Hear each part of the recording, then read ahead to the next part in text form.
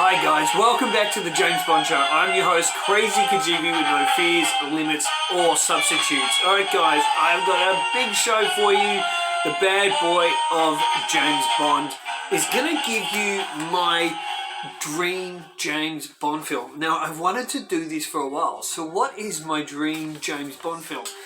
It's basically my amalgamation of actors, writers, directors, etc., all in the James Bond film I want to see. Now, there's a few conditions on this though. And the conditions are everyone has to be alive and currently working. So there's some actors, one particular actor, which I'll get to a little bit later, who I wanted to be as M. I'm not casting in my dream James Bond film because this actor is an 83-year-old now. So I'll get to that a bit later. So everyone's got to be working, able to work in, alive, mentality, age, etc. Because this is a film that can be made. And if I was producing the James Bond films, this is what I would be doing. Now, this is also an amalgamation of years of thought over the last few years especially, because of how bad I think the James Bond films are going. Now, with that, I just want to say something that's probably going to shock a lot of you, okay? Are you ready? Have you strapped your crazy seatbelts in? I have done a lot of thinking over the last few weeks on No Time to Die and my thoughts of what it's going to be like. So, this may surprise a lot of you. I've watched interviews, trailers, more trailers, TV spots, pretty much everything I could find on No Time to Die, I've watched it. And I actually think, I'm probably going to get crucified for this, I actually think No Time to Die is going to be 99.9% brilliant. I actually think it's going to be a ripping film. Now, I don't know if it's going to be a ripping traditional James Bond film, but I think it's a piece of action, cinematography, visual effects, potentially story, performances. I think it's going to be incredible. Now, me being honest, as you all know I am, I still cannot get past Lashana Lynch in the film. Everything I watch, and I read a lot of comments from people, and comment after comment after comment I read, I always see people going, Lashana Lynch just stands out for the wrong reasons. And I don't think she has, in what I've seen in this, and even what I've seen of her as Marie Rambeau in that Captain Marvel film, I just think she lacks screen presence. And I think her voice is really annoying in the trailers and even in interviews. I don't like her voice. I think it's annoying. I think her character is really going to be the only sour spot and Barbara Broccoli's wet dream to have a black female 007 and the woke agenda. So look, obviously the film's going to have woke elements. But if there was ever, and of course I haven't seen the film, but if there was ever a Bond film that I think could be incredible with a real fan edit, where the woke crap's taken out and certain things are taken out, then I think No Time to Die could be it. But cinematography-wise, the colour grade, the look of the film is glorious. And I always watch trailers and etc. on my phone on a small screen. But there was a show over here in Australia, like a SBS kind of movie review show, and they played a huge trailer, and it was like the trailer interview with Kerry Fukunaga, showing great scenes from the film, and it looked incredible on my big screen. So I do think No Time to Die could be brilliant, and I just wanted to say that. I don't know why, but I'm kind of reamped up to see that film. Not the woke elements, but there are issues over the, I think, heavy issues during the Daniel Craig era, which I have highlighted in other videos I've done, mainly the complete inconsistency, not only of the character, but of the storyline, and how James Bond just seems to... Daniel Craig's James Bond has never been consistent. From Casino Royale, Quantum of Solace, Skyfall, he aged basically one film. If you consider Casino Royale and Quantum of Solace as the one story arc, then you've got his James Bond completely aged and ready for retirement in Skyfall. Then he's laughed at and poked fun at and again ready for retirement in Spectre. And now, spoiler alert, apparently he's going to be a dad and I believe he's going to be killed off. So I think there's big issues there. Now I think the majority of fans, they just want Eon to get back to making Bond films that leave the Scooby-Doo gang behind, Q, Moneypenny, Tanner, etc. Leave them behind. Bond gets his mission and he just goes off onto separate missions. They want the old school Bond back. However, there's been some fantastic elements of the Daniel Craig era, including more grittiness, toughness, and more Ian Fleming compared to the last two Brosnan films, especially Die Another Day, that, you know, Ian Fleming would have been rolling in his grave at. So Eon have done some great things with the Daniel Craig era too. So I want to be fair on that as well. And Casino Royale, I love it. I don't care what anyone says, blonde, Bond, whatever. That is a top-notch film because it was just done so professionally, with integrity, and it didn't have white crap shoved down your throat. But this is my dream James Bond film, so I'm going to get started with it. Okay. Now, I would love to know in the comments below, guys, what you think of this. Think realistically about it. Don't try and, think selfishly in terms and unrealistically, like, oh, I want this guy to direct, but really when you break it down, they probably wouldn't be appropriate for a bunch of reasons. So if you come up with ideas, make them realistic, tell us why you're picking a director or an actor, etc. Because I read all the comments and I'd love to see them. Okay, so the title, taken from the For Your Eyes Only short stories, Risiko. I just love the title. I don't even care if they go with story elements from the short story. I just love the title, Risiko. I'm not a big fan of Property of a Lady. It was talked about, obviously, in Octopussy. I'm just not a fan with it. It sounds a bit effeminate to me. So I love Risiko. That's the title I would be going with. The director. This is, I think, the most important thing of this Bond film, of my dream film. Has to be the one, the only, the greatest living filmmaker. This guy is a legend because he is the greatest filmmaker ever. Steven Spielberg. Make this guy the director of Bond 26. I don't want Christopher Nolan. I could do a whole nother video on why he's not appropriate.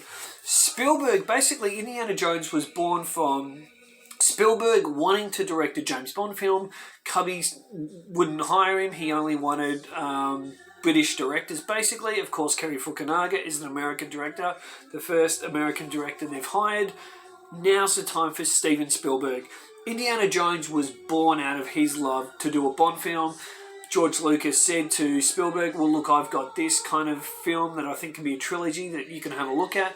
It was Indiana Smith. They changed the name. Spielberg hated Indiana Smith. They went for Indiana Jones. And look what he did. The man can direct action. He can direct actors.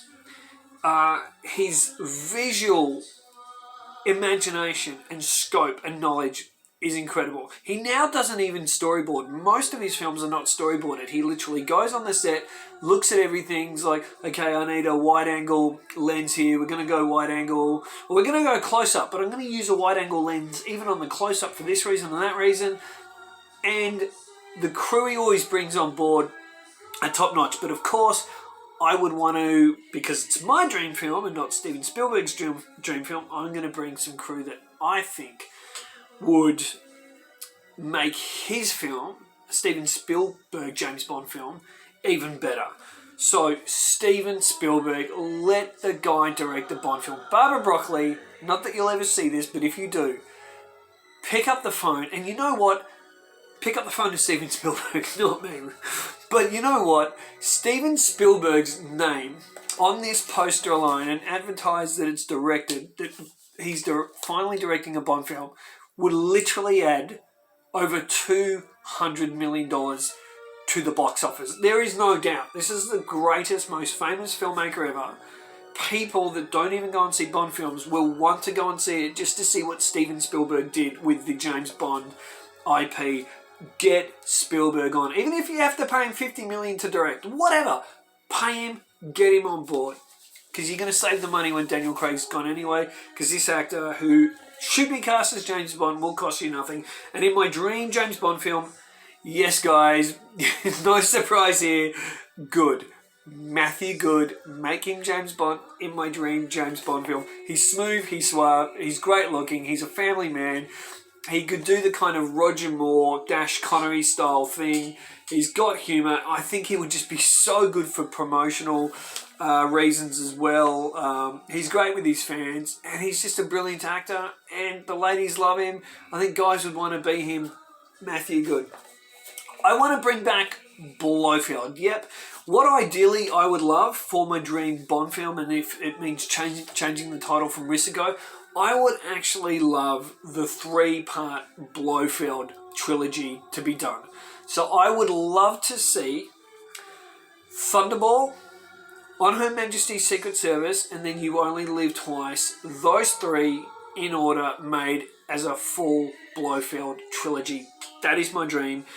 And cast as Blofeld, one of the best actors in the world. He's been nominated for that many Oscars. He's incredible. And I've got a backup choice here, but I would love Viggo Mortensen. And if we could not get Viggo Mortensen, well, Viggo Mortensen would say yes, there's no doubt. But the actor who you probably wouldn't get, but if it was a brilliant script and was Spielberg directing, you would probably get him. Daniel Day-Lewis. This guy's a chameleon. He can take the shape of anything or anyone. Imagine Daniel Day-Lewis as Blofeld. Either Daniel Day-Lewis or Viggo Mortensen as Blofeld, like we've never seen him before. A psycho killer. An absolute psychopath. That's how I want to see Blofeld. Okay, Bond girl. Now, this could be very controversial, but I just think she's gorgeous. I've seen the Ben Shapiro interview with her, and I think with more actor training, etc., and then if this being a 3-part trilogy, her being Tracy maybe, and Tracy, she comes in with a remake of On Her Majesty's Secret Service or something. I just want to see Gina Carano. Gina Carano as a Bond girl. I think there's something soft and gentle and beautiful about her, as well as tough, physical, and she can kick ass. And Gina Carano as the Bond girl. But the Bond babe, so as a Bond babe, like the one Bond bangs and then see you later, I sound like Dutch Bond fan there, he bangs her. I want to see Colombian fitness model, yep, hubba, Sonia Isaza. Guys, if you have not seen or heard of Sonia Isaza, and I know the guys that James Bond fans would love on Facebook, they've seen me post about her as my dream Bond girl. Look up Sonia Isaza. She's on the thumbnail as well. She is stunning. Absolute stunning. I'd like her to be Bond babe. Okay, I want Rosa Klebb. I want Rosa Klebb in this film.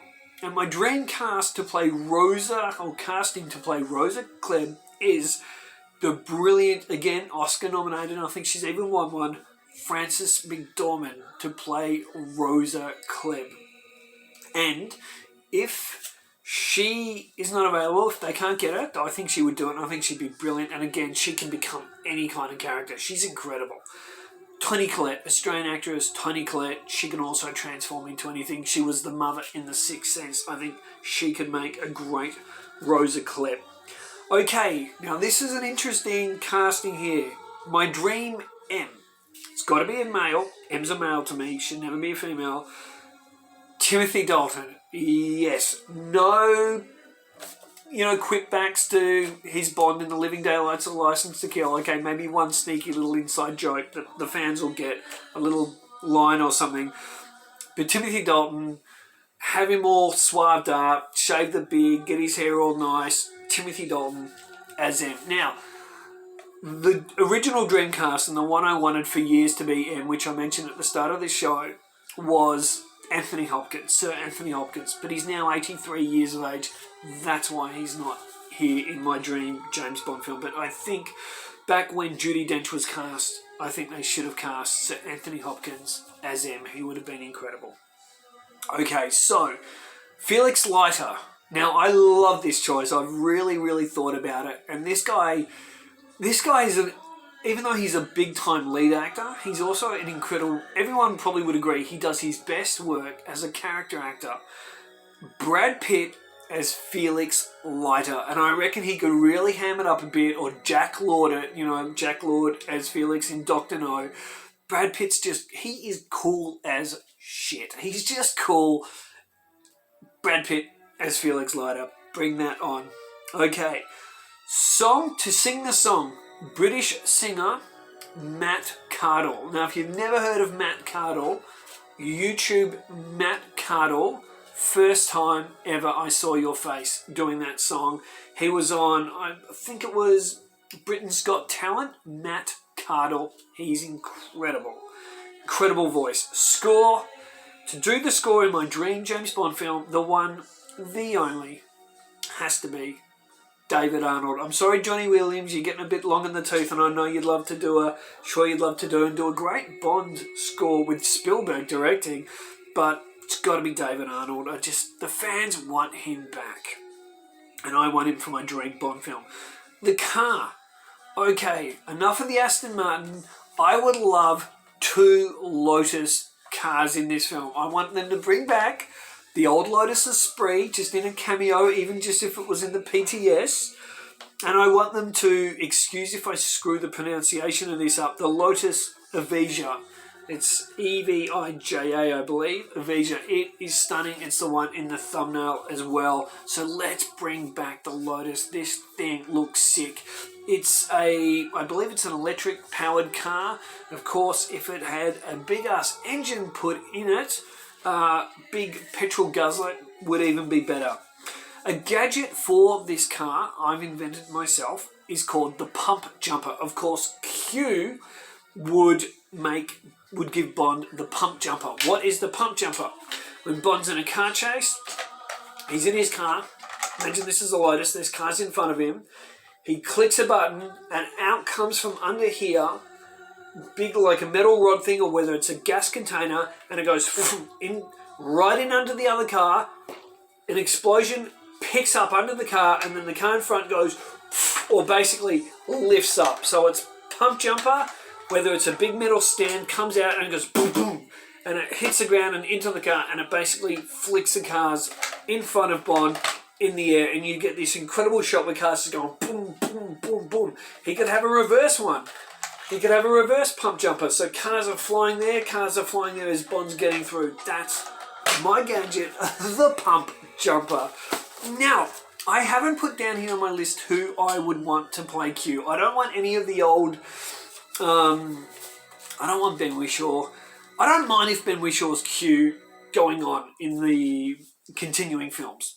Not a problem. But in my dream James Bond film, I haven't really thought about a Q. So leave that with me till the end of the video, and I'm going to get back to you. Cinematography. Now, I don't want Roger Deakins back. Yes, he's brilliant. He's incredible. And I don't want Steven Spielberg's regular cinematographer, Janusz Kaminski.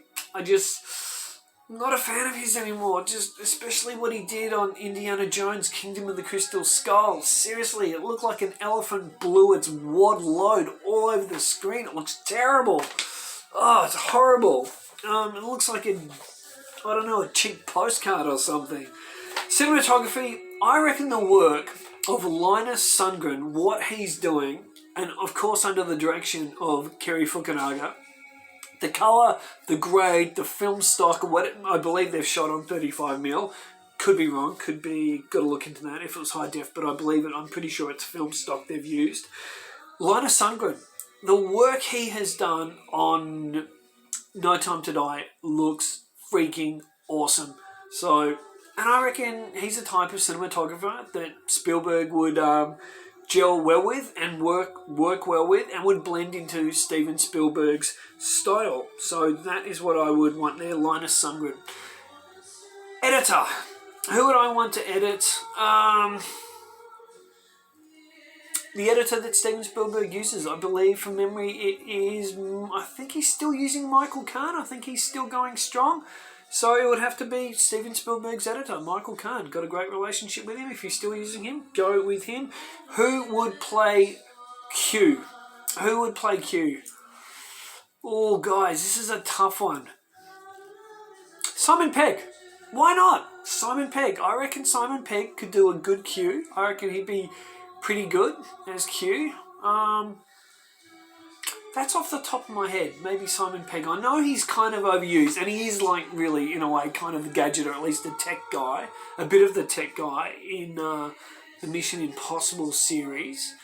Oh, I've got it. I know who could be a good Q as well. Rhys Ifans, who played Spike in Notting Hill. Rhys Ifans. I reckon he would be an awesome Q. Okay, that's it. I'm going with Rhys Ifans. So guys, that is my dream James Bond film. And what I want in my dream James Bond film is lots of action, and I want absolute sexism, chauvinism. I want dink back. I would just, if Steven Spielberg brought back just for a quick bit this little blonde, and then we quickly hear Bond say, yep, see you dink, and just slap her on the ass just for an ode to Goldfinger. And the classic 60s era, that's what I want. I want Matthew Good's Bond to be a chauvinist, to be at least, not even a chauvinist, but just a man that's not prepared, not scared, I should say, to slap the dink tushy, slap the woman's tushy. That is my dream Bond film, guys. What do you guys think of that list? And what ideas do you have for your dream James Bond film? Till next time, guys. I've been Krazy Kajeevie. Keep on bonding. Say hi to your mum for me, and push on for fuck's sake. And don't forget to subscribe.